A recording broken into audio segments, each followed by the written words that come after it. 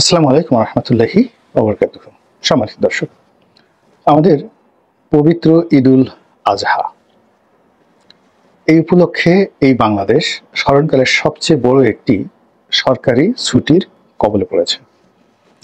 সাপ্তাহিক ছুটি, সরকারি ছুটি, এই দুইয়ের মাঝে যে দিনগুলো পড়েছে অর্থাৎ বৃহস্পতিবার এবং শনিবার, এই দিনগুলোকে যারা একত্র করবেন সেক্ষেত্রে দেখা যাচ্ছে প্রায় 10 দিন ছুটির কবলে পড়ে যাচ্ছে পুরো বাংলাদেশ। 10 দিন, এটি আমি আমার এই জীবদ্দশায় 10 দিন ছুটি পুরো রাষ্ট্রযন্ত্রে কখনো দেখিনি। এক। 2 নম্বর হলো যে এই যে 10 দিন ছুটি, এই ছুটিকে কেন্দ্র করে আমাদের মধ্যে যে তীব্র হতাশা, অস্বস্তি, নিরাপত্তাহীনতা, এইগুলোর যে আতঙ্ক, তার সঙ্গে সঙ্গে এই ছুটি পূর্ববর্তী সময়ে যে অস্থিরতা সারা বাংলাদেশে চলছে, সেই অস্থিরতার কারণে ঘর বন্ধ করে, দরজা জানালা বন্ধ করে ঘরে থাকা অথবা কোথাও যাওয়া, প্রিয়জনের সাথে সময় কাটানো, এই জিনিসগুলো স্বস্তিকর হবে না, বেদনাদায়ক হবে। আজকের এই ভিডিওটি যখন করছি তখন সচিবালয়ে অচল অবস্থা, শাহবাগ পুরো বন্ধ। এর কারণ হলো জামাত নেতা আজহার সাহেব ক্ষমতা লাভ করেছেন, অর্থাৎ দায়িত্ব পেয়েছেন, জেলখানা থেকে মুক্তি পেয়েছেন, এবং যে শাহবাগ থেকে জামাতের বিচারের দাবি উঠেছিল, কাদের মোল্লার ফাঁসির দাবি হয়েছিল, সেই শাহবাগে তাকে ঘটা করে গণসংবর্ধনা দিয়েছে জামাত। গণসংবর্ধনা যখন জামাত দিয়েছে শাহবাগে, তখন পুরো ঢাকা বিশ্ববিদ্যালয় ক্যাম্পাস, চাংখারপুল, পুরো এলাকা যারা মুক্তিযুদ্ধের পক্ষের শক্তি, তারা রীতিমতো রাগে ক্ষোভে ফেটে পড়েছে। এবং সেখানে যাতে কোনো অপ্রীতিকর ঘটনা না ঘটে, এজন্য সেনাবাহিনী, পুলিশ বাহিনী তাদের সর্বোচ্চ শক্তি এবং সতর্কতা দিয়ে পুরো ঢাকা বিশ্ববিদ্যালয় ক্যাম্পাসে তারা একেবারে নিশ্ছিদ্র নিরাপত্তা বলয় গড়ে তুলেছে।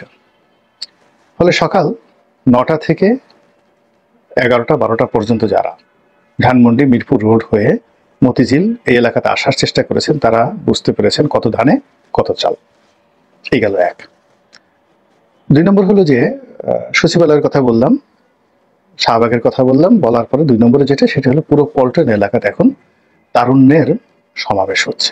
বিএনপির অফিসে বিরাট সমাবেশ হচ্ছে, এবং বিএনপির যে কোনো প্রোগ্রামই এখন উপচে পড়া লোকের ভিড়। যদি শ্রমিক দল, তাঁতি দল, মানে বিএনপির যে কোনো প্রোগ্রামই এখন বাংলাদেশে যেখানে ডাকা হয় না কেন, অমনি সেখানে লোকে লোকারণ্য। এখন বিএনপির এই তারুণ্যের যে সমাবেশ কেন হচ্ছে, কি কারণে হচ্ছে জানি না, তবে কয়েকটি বক্তব্য দেখলাম তারুণ্যের সে সমাবেশে। সেখানে বক্তারা তরুণদেরকে উদ্বুদ্ধ করার চেষ্টা করছেন যে হাওয়া ভবন আসলে কি ছিল। এটা একটা ভালো ভবন ছিল, এবং সেই ভবনে খুব ভালো ভালো কাজ হতো। তরুণদের উন্নয়নের জন্য, তরুণদের মেধা বিকাশের জন্য হাওয়া ভবনে যে মাস্টার প্ল্যান হতো, সেই মাস্টার প্ল্যানটি তরুণদেরকে আবার নতুন করে বোঝানো হচ্ছে। এর কারণ হলো অতীতে বিএনপির যারা শত্রু, তারা হাওয়া ভবনকে একটা ভিলেন হিসেবে উপস্থাপন করেছে, কিন্তু ওখানে আসলে কোনো ভিলেনের মতো কাজ হয়নি। ওখানে তরুণদেরকে নিয়ে, দেশকে নিয়ে, জাতিকে নিয়ে রীতিমতো একটা গবেষণা তৈরি করা হয়েছিল হাওয়া ভবনের মধ্যে, সেখানে গবেষণা হতো। তো এই জিনিসগুলো আমি দেখলাম যে অনেক বক্তা তাদের বক্তব্য দিচ্ছেন, এবং সেটা তরুণরা কিভাবে গ্রহণ করছেন বা করবেন এটি সময় হলে দেখা দেবে, কিন্তু তারুণের একটা জোয়ার চলছে। এবং এখানে নানা রকম শ্রেণী এবং পেশার মানুষদেরকে বক্তা হিসেবে আহ্বান করা হচ্ছে, তারা বক্তব্য দিয়ে যাচ্ছেন। জনপ্রিয় অনেক বক্তা রয়েছেন, তরুণ বক্তা রয়েছেন, বয়স্ক বক্তা রয়েছেন, আকর্ষণীয় বক্তা রয়েছেন, মিলিটারি বক্তা রয়েছেন, তারপরে সিভিল সার্ভিসের বক্তা রয়েছেন, এবং সেই বক্তা এতদিন অডিটোরিয়ামের মধ্যে যে বক্তব্য দিয়েছেন, আজকে সেটা রাজপথে হতে যাচ্ছে। এবং ফলে কি হলো, পুরো পল্টন থেকে শুরু করে নটরডেম কলেজ, মতিঝিল পর্যন্ত লোকে লোকারণ্য থাকবে। এবং এই কারণে মৎস্য ভবন থেকে শুরু করে প্রধান বিচারপতির বাসভবন, পুরো এলাকা গাড়ি ঘোড়া চলাচল বন্ধ থাকবে। এর মধ্যে ডক্টর মোহাম্মদ ইউনূস জাপান চলে গেছেন, বিনিয়োগ আনার জন্য, বাংলাদেশের জন্য তিনি বিনিয়োগ নিয়ে আসবেন। তো এই যে বিনিয়োগ নিয়ে আসবেন, উনি 4 দিন পরে আসবেন। তো 4 দিন পরে আসবেন এবং এবছর যে ছুটি, কুরবানির যে ছুটি, কুরবানি বাংলাদেশে সম্ভবত 7 তারিখে হবে, যেহেতু সৌদি আরবে 6 তারিখ হচ্ছে, বাংলাদেশে 7 তারিখে হবে। তো 7 তারিখে যদি হয় তাহলে বুধবারের মধ্যেই বন্ধ হয়ে যাবে, বৃহস্পতিবারের মধ্যে বন্ধ হয়ে যাবে।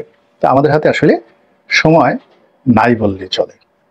এর মধ্যে টাকা তুলতে হবে, গরু কিনতে হবে, ছাগল কিনতে হবে, গরু বিক্রি করতে হবে, ছাগল বিক্রি করতে হবে। পুরো একটা ইকোনমি কুরবানি কেন্দ্রিক হয়ে গেছে এবং সেই ইকোনমিতে এবছর যে আমাদের প্রায় 1 কোটি কুরবানির পশু রেডি আছে। এখন কেনার জন্য আমার কাছে মনে হচ্ছে না যে 30 থেকে 35 লাখ এর বেশি বিক্রি হবে। বাকিগুলোকে সারা বছর ধরে কষাইখানায় বিক্রি করতে হবে। একটা গরু যেভাবে লালন পালন করা হয় কৃষকের, সেখানে যেভাবে বিক্রি করা হচ্ছে, আপনি সহজেই বুঝতে পারবেন যে বাজারে যে গরুর মাংস তার চেয়ে কম দামে এখানে বিক্রি করা হচ্ছে। এখন 400 টাকা মানে লাইভ ওয়েট দিয়ে গরু বিক্রি করার প্রস্তাব দিয়েও কাস্টমার পাওয়া যাচ্ছে না। যেগুলো খুব ভালো গরু, ভালো প্রতিষ্ঠান, সেখানে তারা 450-500 টাকা দাম হাঁকছেন। আর মাঝারি গরু এবং যেগুলো 1.5 লাখ 2 লাখ টাকা দাম বা 6 মণ 7 মণ 8 মণ, এই গরুগুলো 400 টাকা করে লাইভ ওয়েটে বিক্রি করার জন্য প্রস্তাব হচ্ছে। আর যেগুলো একটু দেশাল ছোট গরু, এগুলো অনেক কম দামে 350 টাকা লাইভ ওয়েট দিয়ে বিক্রি করা হচ্ছে বা তার চেয়ে কম দামে বিক্রি করা হচ্ছে। ফলে কি হচ্ছে, যারা গরুর ব্যাপারী, প্রান্তিক খামারি, তাদের মধ্যে রীতিমতো কান্নার রোল পড়ে গেছে। যারা কিনবেন, গরু কিনবেন, আওয়ামী লীগের লোক যেই লোকজন আছেন দেশে, তারা কয়জনে গরু কিনবেন, কয়জন কুরবানি দেবেন, কয়জন মাংস খাবেন আমি জানি না। কিন্তু বিরাট অংশ যে কিনতেই পারবে না, তারা যে পলাতক অবস্থায় রয়েছেন, তাদের ফ্যামিলিতে ঈদের আনন্দ নেই, ঈদুল আজহা নেই। ফলে এবারে যে ঈদুল আজহা, এটা কেবলমাত্র গরু ছাগলের জন্য যে স্যাক্রিফাইস, এটা অনেক আওয়ামী লীগের লোকদের জন্য এটা বিরাট স্যাক্রিফাইস। আর সেই স্যাক্রিফাইসের মধ্যে একটা লম্বা 10 দিনের ছুটি, এবং এই 10 দিনের ছুটির আগে অশান্ত একটি বাংলাদেশ, অশান্ত একটি বাংলাদেশ। এর মধ্যে কয়েকজন শীর্ষ সন্ত্রাসী ধরা পড়েছে এবং আরও সন্ত্রাসীদেরকে ধরার জন্য চেষ্টা করা হচ্ছে। মব বন্ধ করার জন্য সেনাবাহিনী ঘোষণা দিয়েছে, কিন্তু মব বন্ধ না হয়ে গত কয়েকদিনে দেখা গেল আরও মব বেড়ে গেছে। এই যে একটা অবস্থা, এই অবস্থাতে এই যে দীর্ঘকালীন যে একটা সরকারি ছুটি, সেই সরকারি ছুটির মধ্যে আমরা দায়িত্ববান হিসেবে যাদেরকে দেখতে পাই, সেনাবাহিনী, পুলিশ বাহিনী এবং জরুরি কতগুলো সেবা পরিষেবা, যেমন সিটি কর্পোরেশন, তারপর যাকে বলা হয় বিদ্যুৎ বিভাগ, হাসপাতাল, ডাক্তার, মানে এই জায়গাগুলোতে লাশ পরিবহন করার যে আঞ্জুমানে মফিদুল ইসলামের অফিস সমূহ, অ্যাম্বুলেন্স সার্ভিস, মানে কি হবে এই 10 দিন বসে? পুরো ঢাকা শহরের সব জায়গায় যেমন একটা খাবলা খাবলা খাবলা খাবলা হয়ে গেছে। বিকেল 5টার মধ্যে 4টার মধ্যে পুরো রাস্তা, বেশিরভাগ এলাকা ফাঁকা। যেখানে গন্ডগোল হচ্ছে, যেখানে সভা সমিতি সেমিনার হচ্ছে, সেখানে দেখা যাচ্ছে যে প্রচণ্ড রকম ভিড়, অন্য এলাকাতে কোনো গাড়ি ঘোড়া নেই। সন্ধ্যার পরে পুরো শহরের বিরাট এলাকা ছিনতাইকারীদের অভয়ারণ্যে পরিণত হয়। রিক্সাতে যারা যান, হেঁটে যারা যান, বাস গাড়িতে যান, সবার বুক দুরু দুরু করে। এই সমাজে নির্ভয় চলার মতো মানুষ এখন আর নেই। তো সেখানে এই সময়টিতে যে আশঙ্কা তৈরি হয়েছে রাজনৈতিক ক্ষেত্রে, অর্থনীতির ক্ষেত্রে, সামাজিক অস্থিরতা, আইন শৃঙ্খলার অবনতি, চুরি ডাকাতির হাজানি বৃদ্ধি, আর এই সকল অস্থিরতা, অশান্তি এবং অনিশ্চয়তার মধ্যেই 10টি দিন রাষ্ট্রের কর্মকাণ্ড বন্ধ থাকবে অফিসিয়ালি। আল্লাহ আমাদের এই সময়টিকে নিরাপদ রাখুন। অতীতের আমাদের যত গুনাহ রয়েছে আল্লাহ মাফ করুন, এবং আগামী দিনে যেন আমরা আল্লাহর রহমত এবং বরকতের ছায়ায় থাকতে পারি। আল্লাহর ক্রোধ থেকে আল্লাহর কাছে পানাহা চাই, সাহায্য চাই, আশ্রয় চাই। ফিতনা এবং ফাসাদ থেকে আশ্রয় চাই, এবং এই সমাজটিকে একটি শান্তিপূর্ণ সমাজ হিসেবে আল্লাহর দরবারে মঞ্জুর করার জন্য মহান আল্লাহর দরবারে নিবেদন পেশ করি। এছাড়া কিছু বলার নেই। আপনাদের সবার জন্য আমার দোয়া, আপনারা আমার জন্য, আমার পরিবারের জন্য দোয়া করবেন। আসসালামু আলাইকুম ওয়া রাহমাতুল্লাহি ওয়া বারাকাতুহু।